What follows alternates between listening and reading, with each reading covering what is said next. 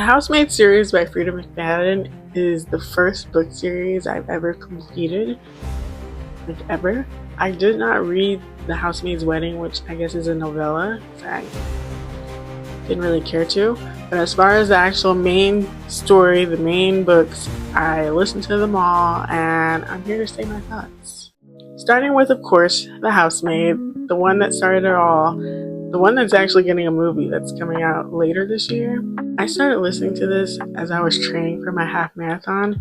It's actually the first fiction book I've ever listened to on audiobook, and it really got me through my long runs, for sure. First, I was about to press stop because I didn't really like the voice acting, but over time, I got used to it, and actually, the voice actor has become like a sense of comfort for me. Like, I love hearing her voice now. I have to figure out her name. I'm going to put it on the screen. But I listened to it.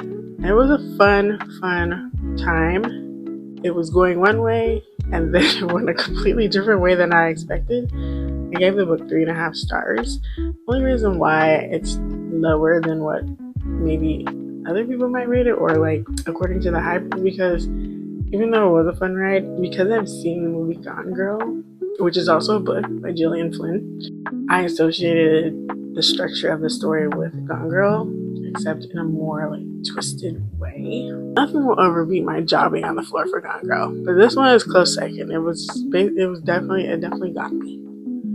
Definitely got your girl. The next book in the Housemaid series is The Housemaid's Secret, which was not as exciting as the first one. I was definitely dragging my feet trying to get through it just to see it through. It did liven up towards the end. I would say the last 30% of the story was like wham, wham, wham. It was a lot. So for that alone, that's what gives it a bit of a higher rating, but even still, I just gave it 3 stars because, like I said, it was kind of like a sophomore slump. The series didn't really get me like The Housemaid did. The third book in the series, The Housemaid is Watching.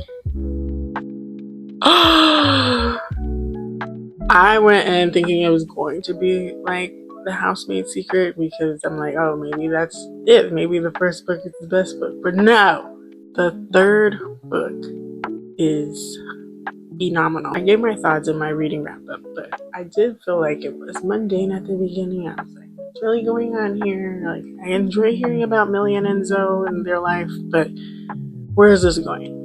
It could go anywhere, right? Like, there were so many different like ways it could have went, whereas with the first 2 books I was like, it can only go in one direction. With the third book, there was different ways it could have went, and the way that it did was not the way I was none of the ways that I was expecting it to go, which is why I loved it.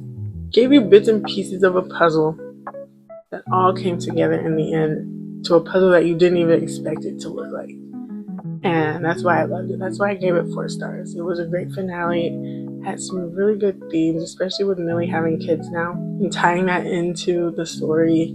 The kids weren't just there. They were definitely like cleverly interwoven into the story in a way I would have never imagined. So 4 stars.